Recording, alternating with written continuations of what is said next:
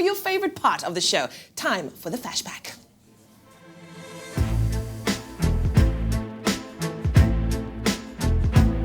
Yeah, that's right. Who wore what to the Tony Awards, trending hair tattoos, and Donatella speaks out about the disrupted fashion calendar. It's all your fashion news right here and now with the Fash Pack. Joining me today are the dynamic duo, Alexis Shafay-May and Lee Vandenberg. My favorites. How are you? Very good. How are you? Good. Excellent times. Now, the Tony Awards is all about theatre, but what was happening on the fashion front? Who stole the show? Well, it's Broadway's big night, so naturally you're going to have really dramatic gowns on the red carpet.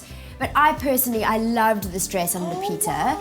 I did a bit of research into it. So it's by Jason Wu for Boss, and actually he was apparently inspired by Tetris shapes. Yeah. And it is a completely hand-beaded gown, just off the shoulder. I mean, her skin just looks magnificent. I think she looks lovely. She looks incredible. I love that. And I love the flower ball behind her as well. Really nice. And then on the not-so-great category, Kate Blanchett. Now, she's not scared to take a risk.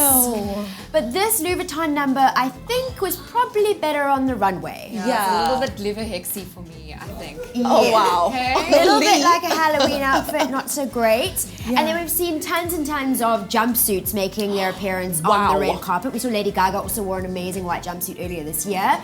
And this is Alison Williams rocking this tuxedo-shaped jumpsuit.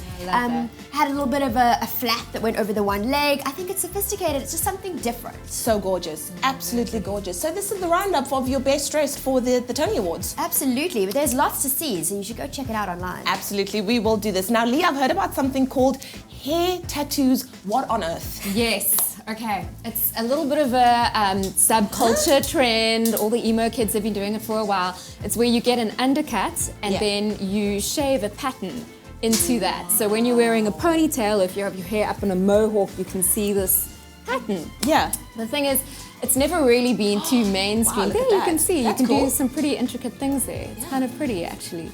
You need a lot of hair to pull it off, though. Exactly. You have to have a lot of hair, because remember, you're losing half of it being shaved off the back. So it's something this one's going to be rocking this summer. I would love Alexis to try that out. I think I'll pass. Okay. Maybe a dolphin at the back of your neck. That's Okay, now this is Halle Berry. So this is why this trend is now suddenly sort of coming into the main spotlight, because you've got people like her giving it a bash, and I actually think that looks kind of awesome. That is really I suppose when you cute. leave it down, then you can't see. So Exactly. it's only when your hair is up, and then when it's down, it's like your little secret. Business upstairs. But the Very thing nice. is, I think for a music festival, I think that's a super fun look. Very cute, very cute. Alexis, I want to know, there's quite a lot of uproar with regards to the international fashion calendar. What's going on there? Oh, there is drama in the inner echelons of fashion. Yeah. But really, look, we live in a culture where everything must be immediately attainable. You see it and you want it. So naturally, fashion is trying to remodel itself to fit in with this culture. So the first thing that they've done is they've kind of started to, a lot of the big designers are now showing in the current season. So instead of showing 6 months ahead, now exactly what is going down the runway, customers can actually buy, buyers can buy it for big stores. That's pretty cool. So it's a see now, buy now, wear now philosophy, which I do think is pretty cool, and it's definitely where we're heading, in our culture. The next thing is that there's so many fashion weeks throughout the year. Men's wear fashion weeks, women's wear fashion weeks, couture fashion weeks. A lot of the big houses now are saying enough. We're going to show menswear and women's wear together on one platform. So your traditional fashion weeks are starting to look and feel very different. And all for one season as well. And there's also talk of, doing away with seasons, and this is making the big designers very uncomfortable. But it's the gender mixing, where Donatella Versace, she draws the line. She says you cannot mix menswear and women's wear on one runway. It's impossible. Apparently the Dolce & Gabbana are also agreeing, wholeheartedly.